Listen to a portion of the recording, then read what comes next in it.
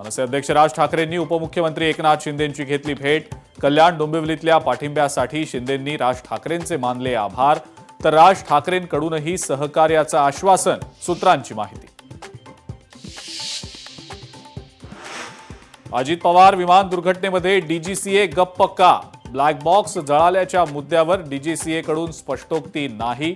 DGCA स्पष्टीकरण कधी देणार? लोकशाही मराठीचा डीजीसीएला सवाल।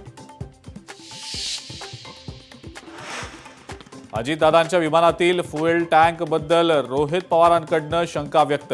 स्फोट का झाला त्याचं मुख्य कारण अतिरिक्त इंधन। इंधनाच्या टाक्या फुल करून बारामतीकडे जाण्याचं कारण काय? रोहित पवारांचा सवाल।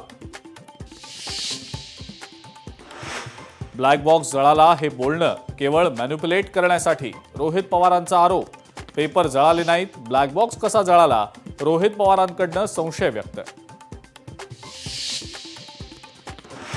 मी घातपाताची शंका व्यक्त केल्यानंतर भाजपवाले मला ट्रोल का करतायत? रोहित पवारांचा सवाल।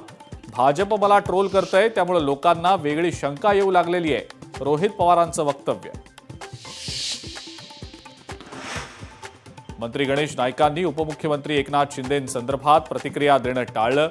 बस झालं असं म्हणत शिंदेंबाबतच्या प्रश्नावर नाईकांचं उत्तर।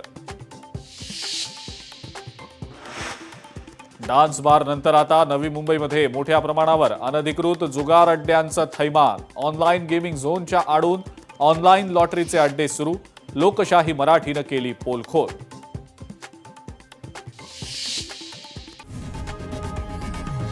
लोकशाही मराठी ऐका, पहा, जागरूक रहा।